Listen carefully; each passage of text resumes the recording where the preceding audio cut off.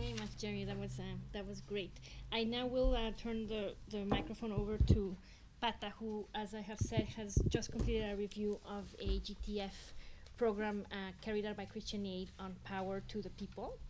And Patta has also been involved in another DFID-funded governance project in East Africa, which has also sought to improve dialogues between different stakeholders, including obviously government, but also very much other stakeholders like pastoralist societies and traditional leaders and such. So without further ado, I turn over to you. Can you I'm wondering where I'm going to try, because I emailed my PowerPoint and now I've got it on my iPhone, which for me is like, wow, she's really got, like, Are you just she's trying trying out have an iPhone? the ability to use the technology, but actually I'm a bit nervous about it, but we'll see. Okay.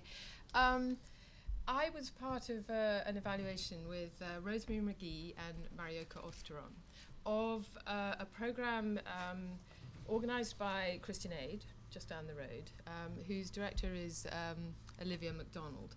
And we did that from about December to February this year. And it's a remarkable program. It's pretty large, GTF funded. It's got 16 projects in 10 different countries. And so for an evaluator, that presented us with quite a problem.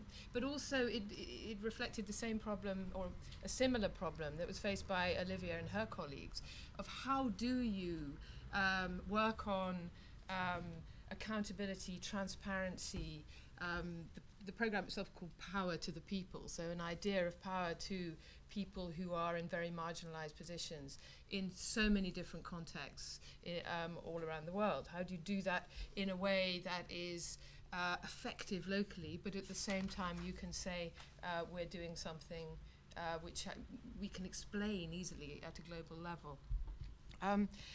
The kind of tools and targets and tactics that the different partners of Christian Aid in the different countries were enormously variable, or are enormously variable, because this is like midway between second year, third year of a 5-year program. So I can't even read this, but lobbying government officials in Kenya, Tanzania, Ghana, Tajikistan, compiling scorecards similar to the Bangladesh example, but in this case on the performance of MPs in Kenya, organizing public demonstrations and media campaigns in Brazil, promoting, financing legal cases in Dominican Republic, offering legal services in Tajikistan, training the police in Uganda, creating widespread political campaigns in Brazil, supporting women candidates in local government in Sierra Leone, publicizing local budgets in Uganda.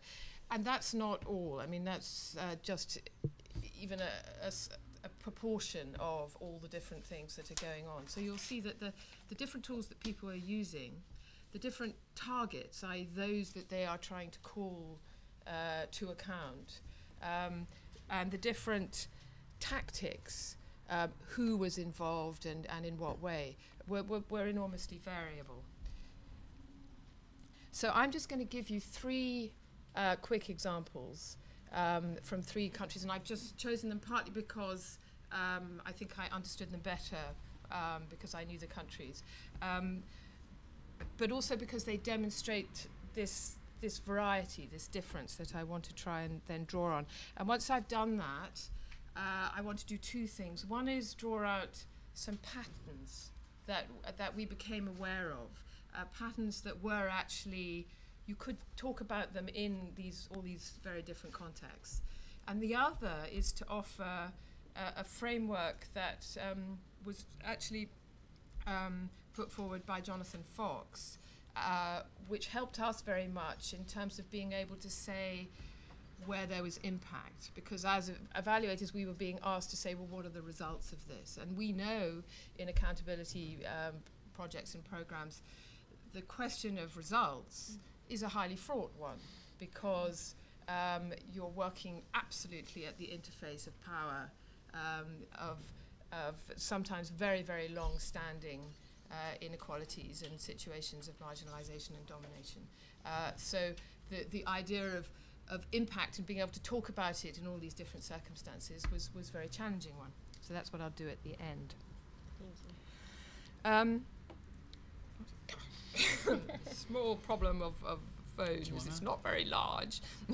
Maybe we can, yeah, I think we can, we Okay. can probably move the computer to over you. So that Great. I think that the string should be long enough. Should we just change? Why don't Mrs. you? Sorry. Why don't you? I do apologise. Sorry, no, well, this is not your fault. It's Is this more- one also working? Yes. Okay. Right, so the first country I'd like to talk about is Brazil. We've got Brazil, Dominican Republic, and Kenya are the three that I've chosen out of the 10 countries. And in Brazil, I want to talk about INESC, which is the Institute for Socioeconomic Studies. It's in Brasilia. And this particular work that they were doing, which was supported by the Christian Aid Program, was called the Plataforma. It was the platform for political reform.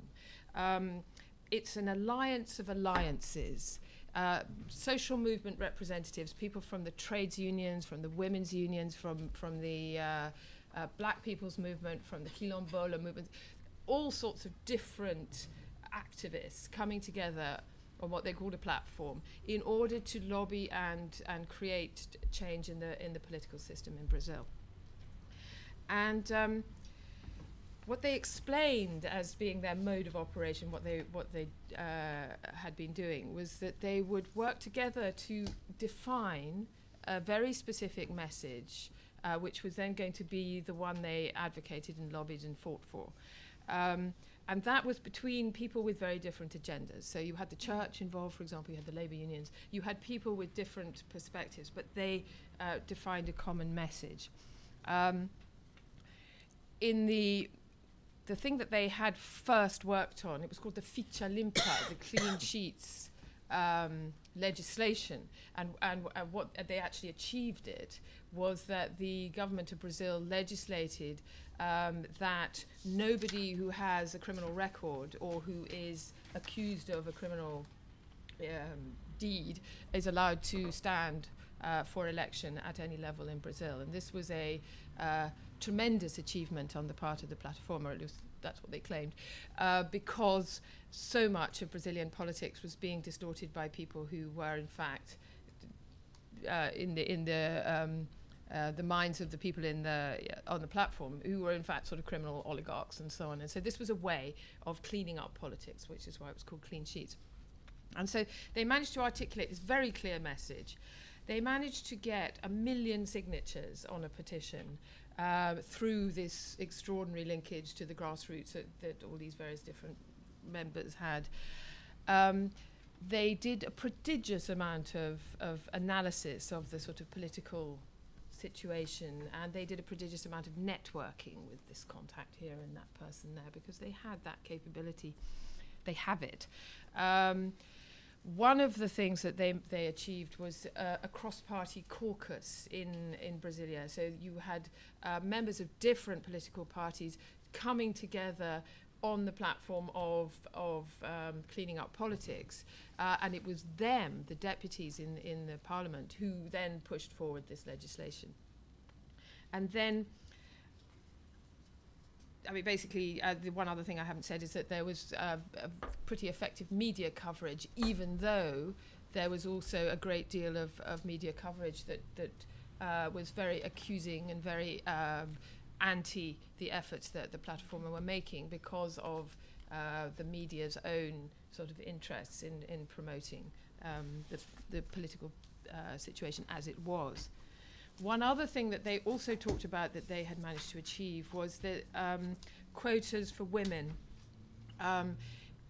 inside the political parties in Brazil, so that they had, again, I think it was legislated that political parties are required now to have a certain proportion of their budgets and a certain proportion of their training activities and a certain proportion of their nominations have to be for women. And this was, they deemed this another of their great successes. So there's an example of a group of extraordinarily energetic people who, at least in terms of what they claim, are really making some progress in a form of accountability, which is very particular, very national, very quite dramatic. And then we moved to the Dominican Republic. And there you have the Jesuit service for support to refugees and migrants. And they are working, amongst other things, with Haitian migrants. And in two ways that I want to talk about. One of which is that the children of Haitian migrants who have been in Dominican Republic for, a long time, even generations, who were suddenly finding that their rights to remain, their citizenship rights, were being removed from them. But also more recent Haitian migrants coming over the border after the disasters, who were being treated absolutely appallingly in something which has a long history. The Haitian-Dominican relationship has a long history of really very, very bad relations. What were they doing? They're doing many things, but the things that I'd like to just point out was that they were giving support to citizenship cases, individuals supporting them in court to make appeals for the loss of their residence cards or the loss of their rights to citizenship.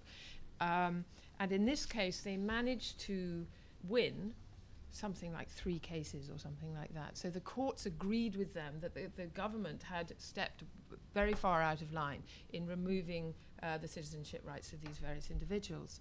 At the same time, they set up a human rights observatory, which was a monitoring system. They engaged with the Organization of African States, who have the sort of legal precedence of citizenship rights at their level as well. They have a human rights court, I think. They were supporting solidarity amongst these groups of Haitian migrants.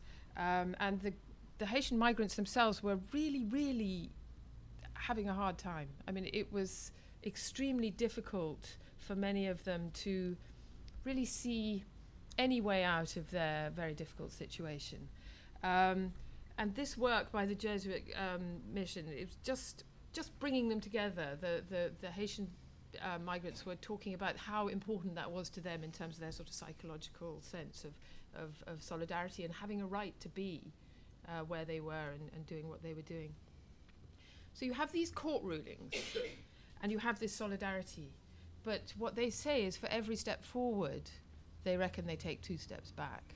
And so you could say that this was a program without it hasn't achieved accountability, that the individual court rulings may make no difference. The government is busy ignoring them for everybody else, so that you may have 3 people with right to remain, but other people who are on the verge of being kicked out, if not, I don't know what has happened to them. But nonetheless, the people themselves, the migrants, their children, the members of this group who are working on this, are absolutely committed to what they're doing, and they're doing it, and they carry on doing it, and they keep just, winning back this here, this there, at the same time as things are pretty bad for them. But nonetheless, you couldn't say that was in any way something with a lack of impact. It just hasn't changed the situation of discrimination and difficulty that is current in Dominican Republic. Third example, Kenya. There are several projects in Kenya, so I've just picked one of them, and it's called the Center for Rights, Education and Awareness. It was originally actually a group that worked on violence against women, changed its name to this Rights, Education and Awareness at some point, but again working with women, this time in the rural areas where its original base was in the urban areas.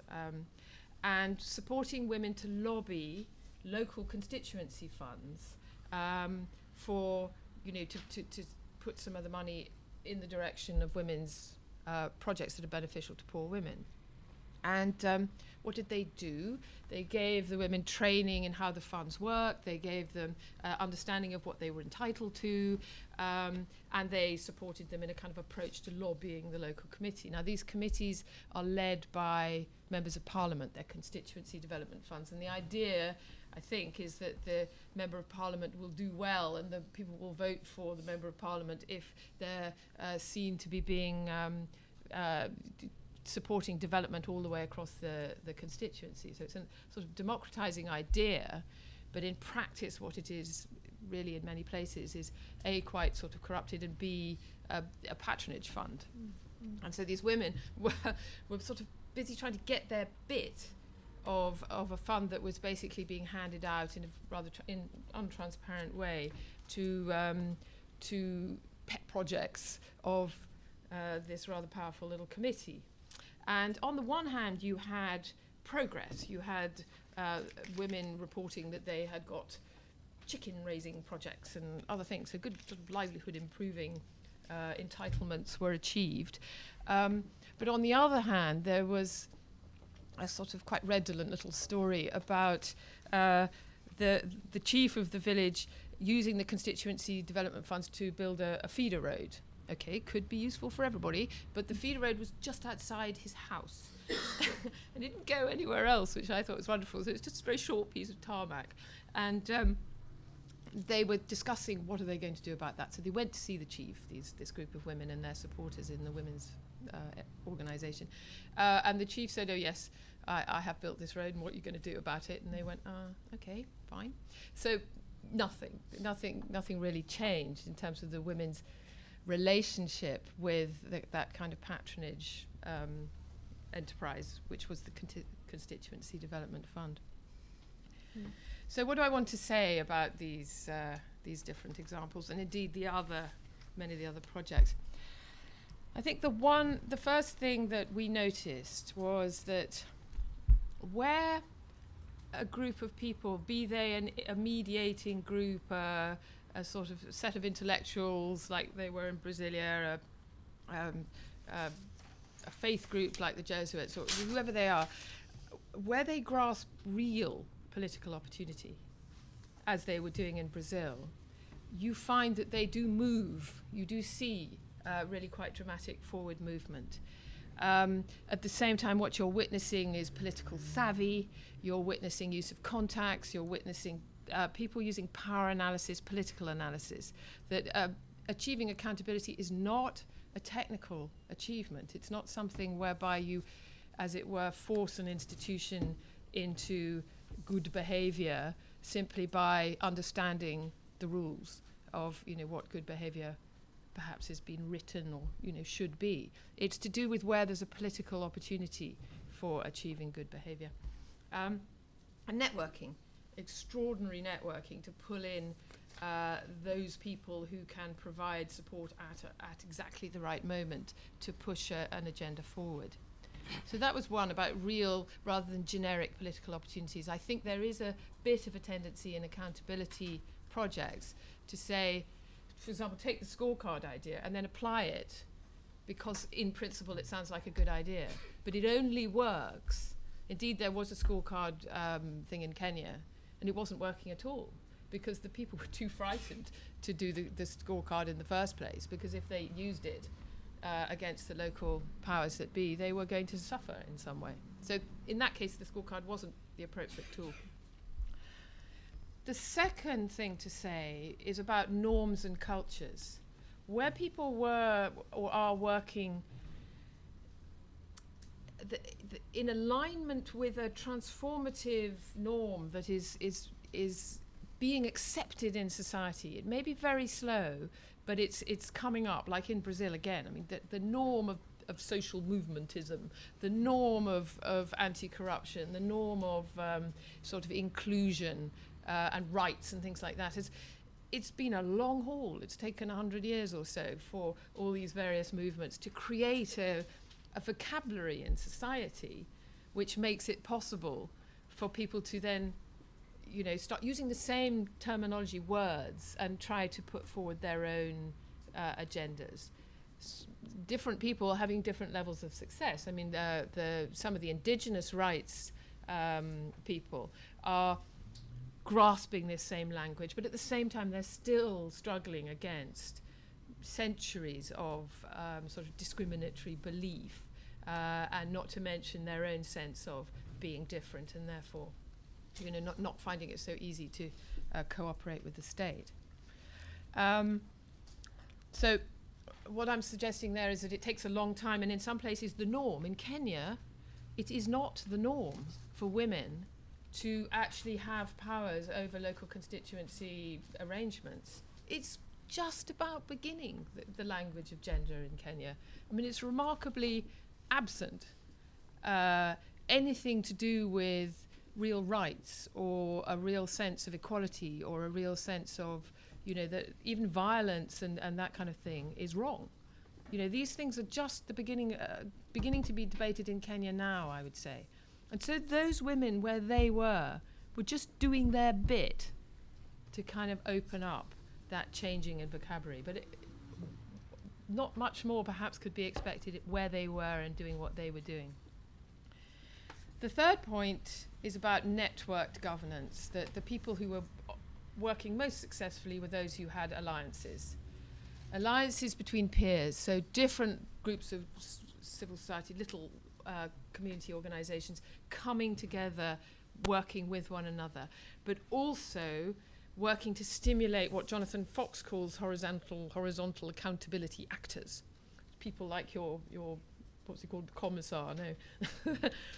Anyway, your ombudsman, your courts, your parliament, when parliament is behaving nicely, that people who are working in that way to stimulate the interests which are going to support equality, accountability, transparency, suddenly find that their work becomes a great deal easier once they begin to get, or the media get them behind what they're doing.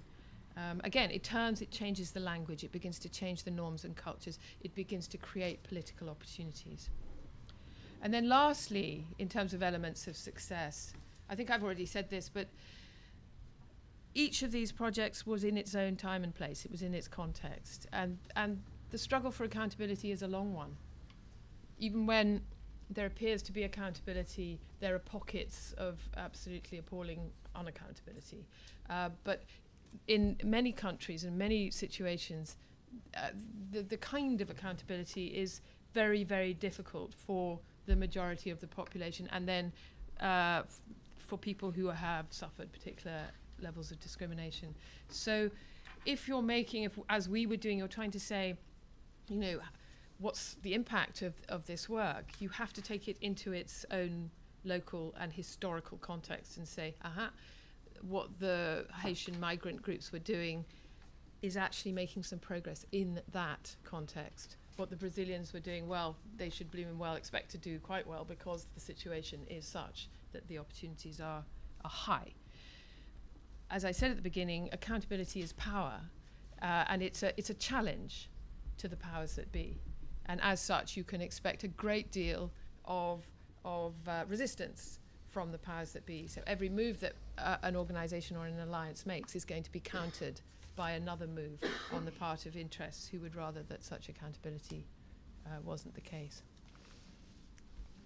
Thank you very much, Patta. That was